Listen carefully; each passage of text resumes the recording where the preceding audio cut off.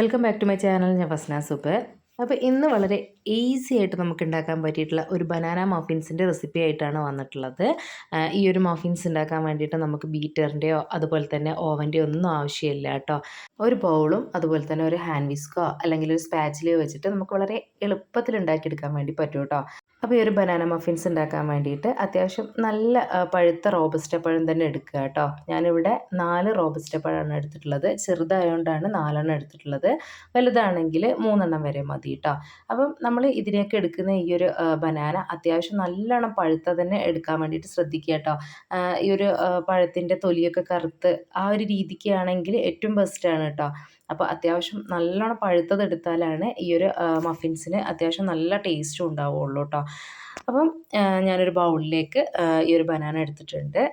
എന്നിട്ട് നമ്മൾ ഒരു ഫോർക്ക് വെച്ചിട്ട് ഇതുപോലെ ഒന്ന് മാഷ് ചെയ്തെടുക്കുക കേട്ടോ. അപ്പോൾ മിക്സിയിലൊന്നും ഇട്ട് അടിച്ചെടുക്കേണ്ട ആവശ്യമില്ല. ഇതുപോലെ ഒന്ന് മാഷ് ചെയ്തെടുക്കുകയാണെങ്കിൽ ഈ ഒരു മഫിൻസ് കഴിക്കുന്ന സമയത്ത് നമുക്ക് ആ ഒരു പഴത്തിൻ്റെ ചെറിയ ചെറിയ പീസസ് കടിക്കാൻ വേണ്ടിയിട്ട് കിട്ടും കേട്ടോ. അപ്പോൾ ഒരു പ്രത്യേക ടേസ്റ്റും കൂടിയാണ്. ഇനിയിപ്പോൾ ഇതിലേക്ക് 1 കപ്പ് ഷുഗറാണ് ആവശ്യമുള്ളത്. അപ്പോൾ ഇതിലേക്ക് ഞാൻ 1/2 കപ്പ് സാദാ വൈറ്റ് ഷുഗറും 1/2 കപ്പ് ബ്രൗൺ ഷുഗറാണ് എടുത്തിട്ടുള്ളത്.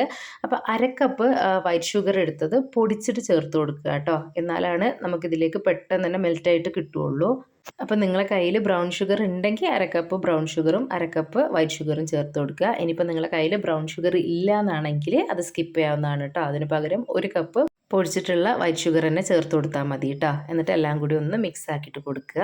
ഇനിയിപ്പോൾ ഇതിലേക്ക് 1 കോഴിമുട്ടയാണ് കേട്ടോ ചേർത്ത് കൊടുക്കുന്നത്. അപ്പോൾ ഇതിലേക്ക് തൈരും കൂടി ചേർത്ത് കൊടുക്കുന്നുണ്ട്. അതുകൊണ്ട് 1 കോഴിമുട്ട മതി. അത് ഇതിലേക്ക് പൊട്ടിച്ചൊഴിച്ച് കൊടുക്കുന്നുണ്ട് കേട്ടോ. അതുപോലെ തന്നെ 1 ടീസ്പൂൺ വാനില എസൻസും കൂടി ചേർത്ത് കൊടുക്കുക. എന്നിട്ട് എല്ലാം കൂടി നല്ലവണ്ണം ഒന്ന് മിക്സ് ആക്കി കൊടുക്കുക കേട്ടോ. അപ്പം ഈ ഒരു മഫിൻസ് ഉണ്ടാക്കാൻ വേണ്ടിയിട്ട് എഗ്ഗ് അത്യാവശ്യം നല്ലോണം ഒന്ന് ബീറ്റ് ചെയ്തെടുക്കേണ്ട ആവശ്യമില്ല കേട്ടോ. ഇതിലേക്കൊന്ന് മിക്സായിട്ട് കിട്ടിയാൽ മതിയേ. ഇനി ഇതിലേക്ക് തൈരാണ് കേട്ടോ ചേർത്ത് കൊടുക്കുന്നത്. കട്ട തൈരുണ്ടല്ലോ, പുളിയില്ലാത്ത കട്ട തൈരാണ് ചേർത്ത് കൊടുക്കുന്നത്. ഏകദേശം 60 ഗ്രാമോളം ഉണ്ട് കേട്ടോ. ഒരു 3 ടേബിൾ സ്പൂണോളം തൈര് ഇതിലേക്ക് ചേർത്ത് കൊടുക്കുന്നുണ്ട് കേട്ടോ. എന്നിട്ട് എല്ലാം കൂടി നല്ലവണ്ണം ഒന്ന് മിക്സ് ആക്കി കൊടുക്കുക. അപ്പോൾ ഇതൊരു ഈസി റെസിപ്പിയാണ് കേട്ടോ. എല്ലാം കൂടി നമുക്ക് ഒരു ബൗളിൽ തന്നെ മിക്സ് ആക്കിയിട്ട് എടുക്കാൻ വേണ്ടി പറ്റുമേ. ഇനിയിപ്പോൾ ഇതാ തൈരും കൂടി ചേർത്ത് കൊടുത്തിട്ട് നല്ലവണ്ണം ഒന്ന് മിക്സ് ആക്കിയിട്ട് എടുക്കുക. ഇനി ഇതിലേക്ക് മെൽറ്റ് ചെയ്തിട്ടുള്ള ബട്ടറാണ് കേട്ടോ ചേർത്ത് കൊടുക്കുന്നത്. അപ്പോൾ ഇതിലേക്ക് 100 ഗ്രാം അൺസാൾട്ടഡ് ബട്ടറാണ് എടുത്തിട്ടുള്ളത്. അത് മെൽറ്റ് ചെയ്തിട്ട് ഇതിലേക്ക് ചേർത്ത് കൊടുക്കുകയാണ് കേട്ടോ ചെയ്യുന്നത്. അപ്പം ഈ ഒരു ബട്ടറിന് പകരം നിങ്ങൾക്ക് വെജിറ്റബിൾ ഓയിൽ ഉണ്ടെങ്കിൽ അത് ചേർത്ത് കൊടുത്താൽ മതി. ബട്ടർ ചേർക്കണം നിർബന്ധമൊന്നുമില്ല. പക്ഷേ ബട്ടറും അതുപോലെ തന്നെ ബ്രൗൺ ഷുഗറൊക്കെ ചേർത്ത് കൊടുക്കുന്ന സമയത്ത് ഒരു പ്രത്യേക ടേസ്റ്റ് തന്നെയാണ് കേട്ടോ ഈ ഒരു മഫിൻസിന്.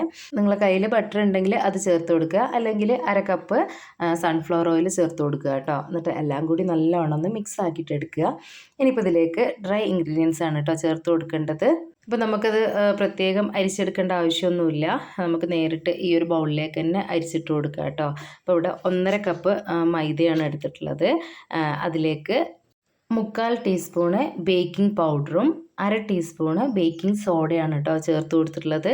ഒരു നുള്ളു ഉപ്പും കൂടി ചേർത്ത് കൊടുക്കുക. എന്നിട്ട് ഇതിലേക്ക് അരിച്ച് ചേർത്ത് കൊടുത്തിട്ട് എല്ലാം കൂടി നല്ലവണ്ണം ഒന്ന് മിക്സ് ആക്കിയിട്ട് എടുക്കുകയാണ് ചെയ്യുന്നത്. സാധാരണ നമ്മൾ കേക്കൊക്കെ ഉണ്ടാക്കുന്ന സമയത്ത് 3 പ്രാവശ്യം ഡ്രൈ ഇൻഗ്രീഡിയൻസൊക്കെ അരിച്ചെടുക്കാറുണ്ട്. അപ്പോൾ ഇതിലേക്ക് അതിൻ്റെ ആവശ്യമില്ല കേട്ടോ. എല്ലാം കൂടി ഒന്ന് മിക്സ് ആക്കിയിട്ട് എടുത്താൽ മതി കേട്ടോ.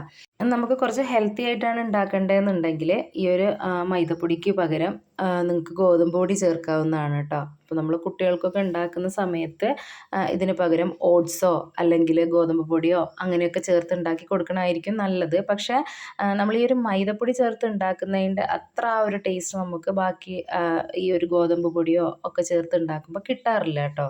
എന്നാലും കുഴപ്പമില്ല. നിങ്ങൾക്ക് ഏത് രീതിയിലാണ് ഇഷ്ടം എന്ന് വിചാരിച്ചാൽ ആ ഒരു രീതിയിൽ ഫ്ലോർ ചേർക്കാവുന്നതാണ് കേട്ടോ. അപ്പോൾ ഞാനിവിടെ മൈദപ്പൊടിയാണ് ചേർത്ത് കൊടുത്തിട്ടുള്ളത്. എല്ലാം കൂടി നല്ലവണ്ണം ഒന്ന് മിക്സ് ആക്കിയിട്ട് എടുക്കുക.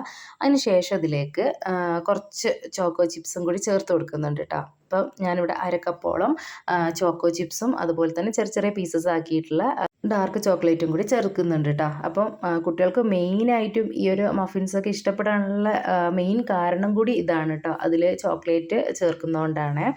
അപ്പോൾ ഇതാ ചോക്ലേറ്റ് ചിപ്സൊക്കെ ചേർത്തിട്ട് എല്ലാം കൂടി നല്ലവണ്ണം ഒന്ന് മിക്സ് ആക്കി കൊടുക്കുക.